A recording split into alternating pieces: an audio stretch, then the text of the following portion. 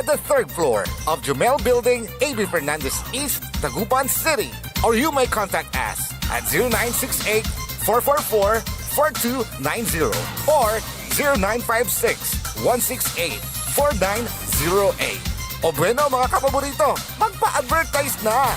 This is DWJE 88.1 FM Radio Pangasinan, whose sole mission is to inform, to educate, to entertain, delivering to all Pangasinenses news that is true, public service that is sincere, commentary that is fair, and entertainment that is proudly Pangasinense. This is your DWJE 88.1 FM Radio Pangasinan, going beyond just being number one, working towards total domination. Diyan Pangasinan, walay saksa kaya radio station ya iiyag na saray Pangasinense. Diyan Dagupan, Paborito. Manawa, Paborito! Mangaldan, Paborito. San Fabian, Paborito! Diyan sa Nasinto, paborito.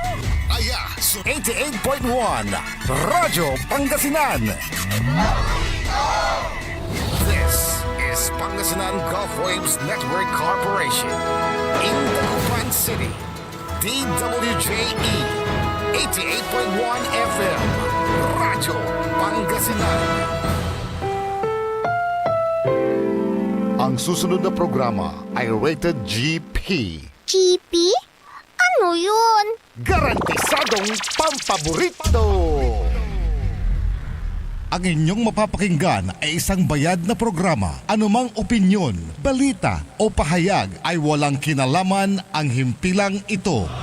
PAM Sabinmalay. PAM Sabinmalay. Paninilbihan, agresibo, matapat para sa mabilis na ikauunlad ng bayan tuwing Lunes, Merkules at Biyernes alas 8:30 hanggang alas 9 ng umaga. PAM Sabinmalay. Dito lamang sa inyong paboritong himpilan. DWJE 88.1 FM Radyo Pangasinan. PAM Sabinmalay. Good morning, good morning, good morning. Wadyala sa pitlalaran yung programa Sikiran Tagabalay na Binmalay. Programa na PAM, paninilbihang agresibo at matapat sa bayan ng Binmalay. Bayan muna bago sarili. Amigo yo, RJ Berayemenes at your service always. Kana siyempre sa very busy partner tayo. Sa Ryan Kaplisan. Talapod kaplusan na eleksyon na saray Fresh Cup Antuya Kabatan Tiraya Tatang Tanagagik Kana saray arumniran na pantutungtungan di tana da balay na Binmalay. Okay, good morning partner. Talagang very busy ka sarayan kaplusan na partner. Oh, walay nanalaton sound ha. Good morning partner. Good morning, Partner Angie. Yes, kumusta tan? Singa very busy ka. Walay tatrabaho mo lamot. At sayang kakabusan, partner. Partner Angie, ununa, kuya, pisalamat na i-greet tira sa listeners na sa subscriber na po da natin balon agaw, balon bilay, kato na God bless, na masanto siya. Kapos namin, ang tama din, medyo busy tayo natin na agaw ira, lapod sa man. So, intala tayo, election period na saray presidente na bawat barangay. Aray senior citizen kato na panaji malin ko labat may salamat ang takat na releases tayo siguro may hanggang next week na sumpal election na report ko si para so nang tanong garing aramay analo at saya na election ballot na nananang ko panaji medyo matanong garing ni BBM mo at sa senior citizen lapod sa mostly na elect natin at aray BB senior citizen partner RJ. Pigara lang na barangay so asumpalyo partner Leon. So yesterday partner RJ apat ng barangay Baybay Lopez, Baybay Pulong, Malindong tana poblasyon at pimapawil ni Ramay dating presidente partner RJ. So diyan saya nago wala lamat. So schedule pigarang barangay partner. Sabangan Bulag, Seso Norte, Tancalaw, Kansura, Patira, partner RJ lamat. So libo rami. Pena sumpalay at kasi dahil last week na February nagawa so eleksyon na PISCAP President Intirong Binmalay, dan by March nagawa so eleksyon na Intirong Pangasinan, partner RJ. Wow, so antak very busy ka partner. Sige, okay, nantak kay oras piano na si Kaso Miratan kanya na sa mensahe mada sa senior citizen partner Leon. Sa citizen ya nasumpal sa eleksyon, mga kasi ko mo susaray sa Magdaling Korea, ang dala ko masyadong pupolitikain. Sa Mirata, wala rin pasa na medyo wala rin kinat iwasan lang kumunya ayat para si citizen say dapat aga kurapon sa konsensya tayo ibuto tayo may dapat kailangan niya makatulong at si citizen tayo babagod sa rin ulalaban niya aliwan titulo ulalabanan da aliwan manulay nung ingan man serbi at sa rin senior citizen para na adya kato na ara entero na senior citizen na Binmalay pulas na eleksyon tayo so sa rin manulay at sa rin senior citizen kato bilin ti pamay talagan kanapagan yaman serbi na natulungan to sa senior citizen partner RJ. Okay. Namasal mo sa kapas namin. Okay, thank you partner. Sige, si Kasum Tanta antak very busy ka as Oskahed na Binmalay partner. How's that? Okay, si partner. Thank you. Okay. So naman yung ating partner na si Leon Elorde Castro. Na nag-intro lang dahil kami amay so harapon tong trabaho bilang Oskahed. Ditan na sa balay na Binmalay. Patiralara may asumpal karuman 33 barangay tanay. Di patira ni tigapat i-divide mo da patira di pigaran agaw ni. So, panagawa na eleksyon, nasaray senior citizen, mampilira, nasaya presidente, tan opisyalis da kada barangay. Yan. Yung mga taga Binmalay, pagka may mga concern kayo, pwede ninyong ipadala sa ating text line 0945-183-4352. Po ay ating ipaparating kay partner Leon at ipaparating naman yan kay Mayor Pet Merera.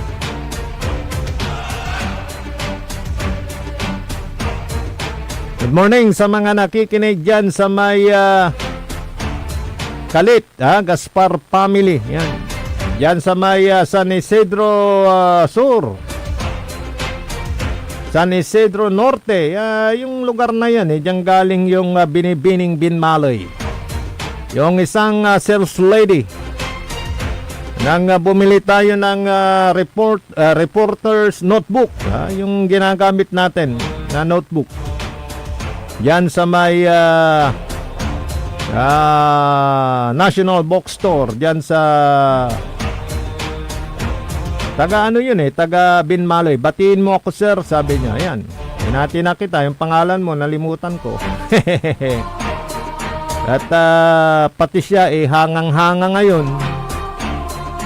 sa panunungkulan ng mga opisyal dyan sa bayan ng Binmalay. Mula kay Mayor Pet Merera, Vice Mayor Edgar Itaktak mo Mamenta, at sa kanilang mga konsehales na may pagkakaisa para may sulong ang mga ordinansa at mga proyekto para sa kanilang mga kababayan. Noong nakarang araw ay nakapanayam po natin yung kanilang DILG officer yan po sa bayan ng Binmalay. Ito hong si Madam De Los Santos, at siya ay nakipag-coordinate dyan sa opisina ni Mayor Pet Merera para ho maipatupad yung memorandum circular MC na galing sa Secretary ng Department of Interior and Local Government John Vic Remulla patungkol dito sa mga EPAL, pagbabakla sa mga pag-aari ng gobyerno, proyekto ng gobyerno na may mga mukha ng mga politiko. Yan. At may mga reaksyon dito si Mayor Pet Merera. At mapapakinggan ninyo din yung kanyang reaksyon patungkol naman kung dito sa donasyon ng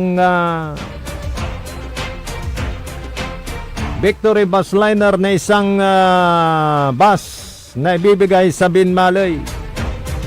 Kumusta na? Naibigay na ba? Para sa kabatiran ng ating mga kababayan dyan sa bayan ng Binmalay. Good morning, Tigno family dyan sa Caloocan. And happy birthday ulit kay Madam Vicky Sandoval. May bahay ni Alvin Sandoval. So, yung aplikasyon mo, inihintay na. Dyan sa munisipyo, Alvin. At saka yung ating mga tagapakinig dito sa may Gayaman. At dyan sa Papaguyan, full force kayo, Kapitan Will Soriano. Yan, pagka may papabrove sa local chief executive o kaya may mga proyekto na idudulog, kailangan full force. Kita ko kahapon yung mga barangay officials ng Papaguyan. Ang ganda ng uniforme ninyo, Kap Will Soriano ng barangay Papaguyan pala, Papaguyan. Binmalay, Pangasinan. At after nila may sumunod uli na mga barangay.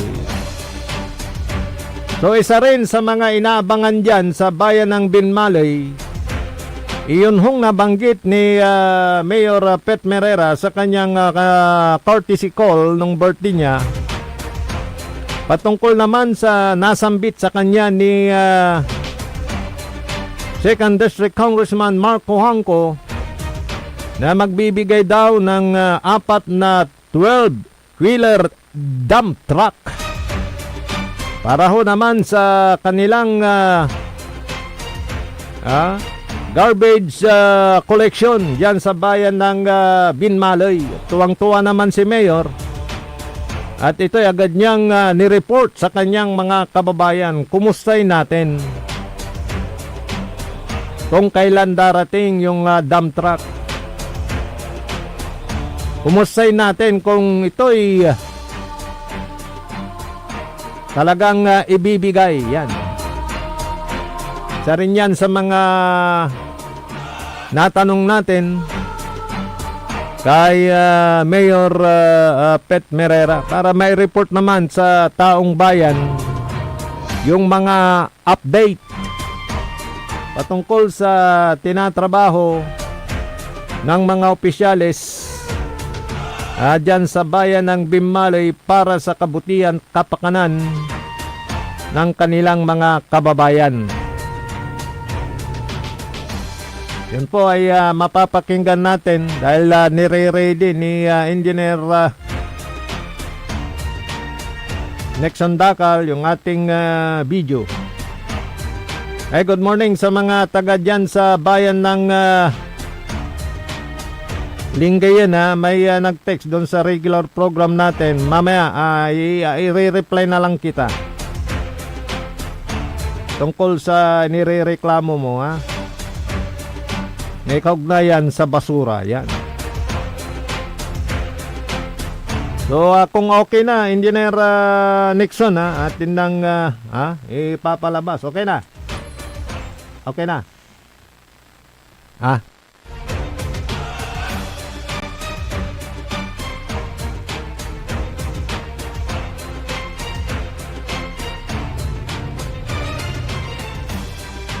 Okay, so na-delete dito na lang kahit wala nang video ito. Sa ano na lang, i-plus mo na lang yung picture, Engineer Nixon. Kahit nandito na yung ano to? Yung pakikipag panayam natin kay Mayor Pet Merera patungkol sa mga katanungan na ating nabanggit. Basahin mo muna nila yung ordinansa. Patungkol dyan sa Ano ang mga nilalaman nun? pinapatupad ang DILG na Dahil yung mga ganung bagay, anti-MLB. kulang sila At, sa kaalaman kumusta na rin kung yung, ano ang bakit dump truck sasabihin nila hindi at, nasusunod. yung, Doon siya mismo donasyon nagsasabi, ito sasabihin ko sa iyo. bus Magbasa ka muna ng bago Victory ang lahat. Liner. Tingnan mo Ito, muna hanapin yung natin. ordinansa. Dali. Dahil mahirap yung mismo, Dito yun eh. Okay. nagdadaldal ka, Yung hindi mo ating wala kang mismong pakikipagpanayan kaalaman. kay Mayor Nasusukat Pet mo Merera. doon Ito na. ang iyong mismong pagsusulat na hindi ka nagbabasa.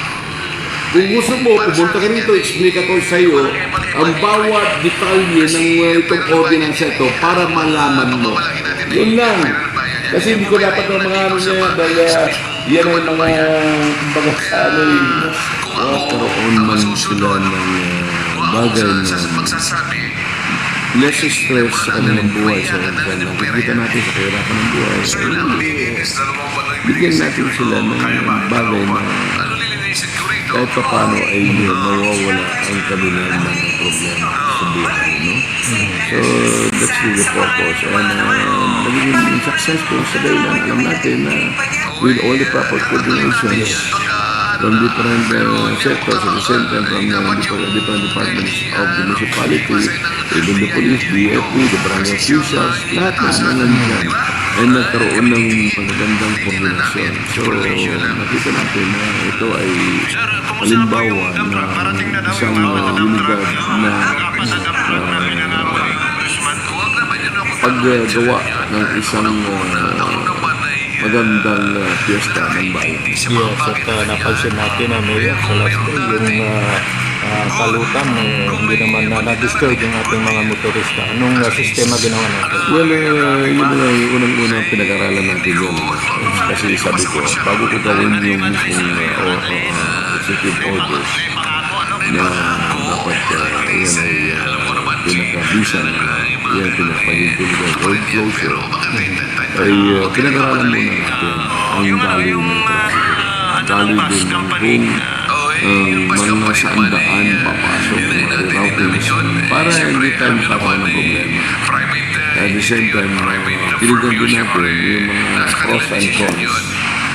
Kung sakaling meron yung mga mismong problema, kung may sakuna, kagaya ng mga sunog, or what, at the same time sa mga bagay na kagaya ng ambulance, may natake dyan, o kaya may tatakbo sa hospital.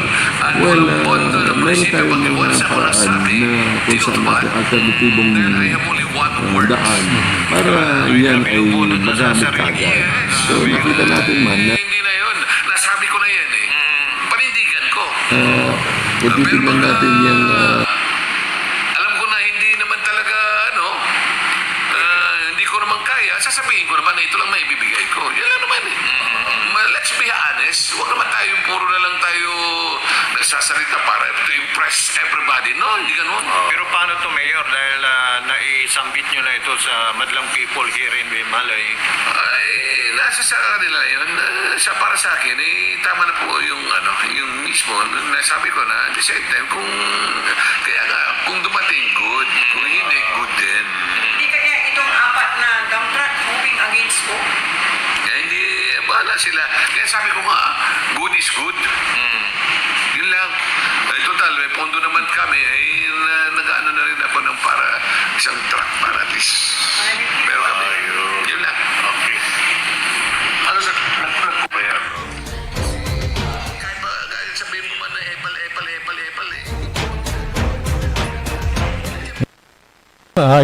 Yun po yung reaksyon ni Mayor Pet Merera patungkol sa mga natanong na issue ng ating mga kapwa mamamahayag tungkol dyan sa anti-epal bill.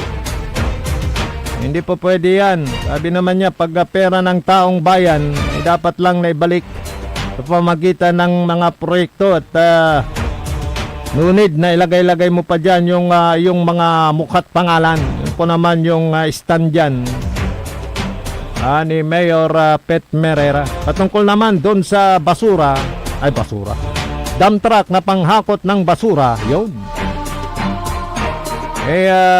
Kung dumating, good. Kung hindi, good. Para bang antayin na lang. Dahil yun po naman ay nasambit daw ni Congressman Cuangco nang siya bumisita dyan sa opisina ni Mayor Pet. Sabi naman niya kung siya yung nagsabi, tinutupad niya kung si Mayor Pet.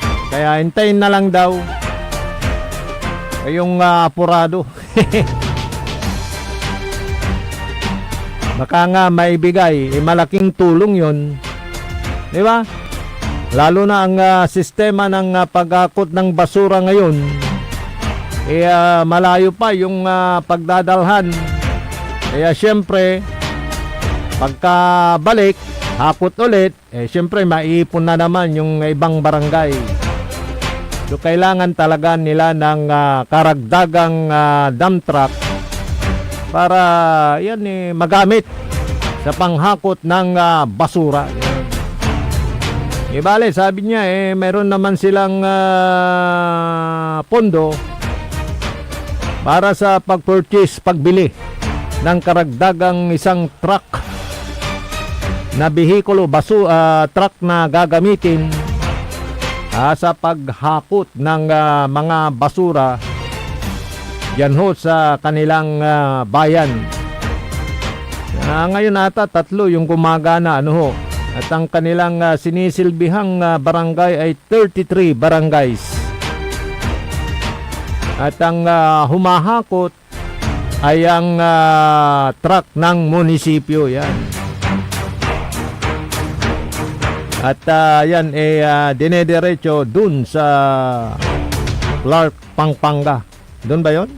Kaya kailangan bumahi ulit, pabalik para maghakot ulit. Kaya malaki sanang tulong yung 4 na dump truck na nasambit ni Congressman Cuangco para dyan sa bayan ng Binmalay yan. Kaya Sir Congressman, nasaan pa rin nila na yan maibigay dyan ho sa bayan ng Binmalay. Good morning kay paring Istong ng Caloocan, Binmalay. Caloocan ha? Sige, ladan ako dyan pagka nagawi ako dyan. At dyan sa may Balagan, yun, meron palang parang dyan, bridge sa Balagan. Kapitan Aguirre, yan, machong-macho kapitan until now Talagang napapanatili mo yung magandang makisig na tindig. Di ba? Kapitan Aguirre. Ano na yung first name ng Kapitan Aguirre? Ng Barangay Balagan, Binmalay, Pangasinan. Yan. Bago tayo magtapos sa palatuntunan sa araw na ito, nais kong i-congratulate yung mga nanalo na mga presidente na mga senior citizens sa iba't ibang barangay. 4 na yung nabanggit ni Partner Leon na tapos. Magpapatuloy ngayon yung kanilang eleksyon sa 4 na barangays. At syempre lahat ng listahan ninyo pong mapapakinggan kung sino yung mga nanalo dito sa palatuntunang PAM, paninilbihang agresibo at matapat sa bayan ng Binmalay. Yan. Kaya busy yung partner ko na si Leon Elorde Castro Jr. Kaya nag-intro lang siya kanina. Pero para sa ating mga sugid na taga-subaybay, after ng eleksyon, magiging busy ulit itong partner ko. Dahil hahawakan niya ang pagka-presidente. ng senior citizen sa buong lalawigan ng Pangasinan. Abangan ninyo yan.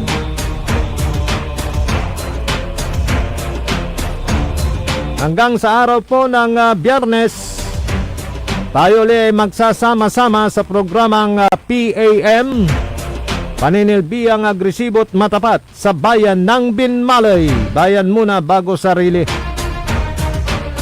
Sa ngalan ng aking partner na si Leon Elorde Castro Jr., sa Aspeto Technical Engineer Nexon Dakal.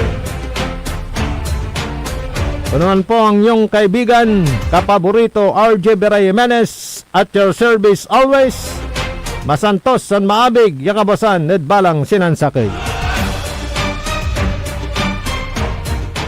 Ang inyong napakinggan ay isang bayad na programa. Anumang opinyon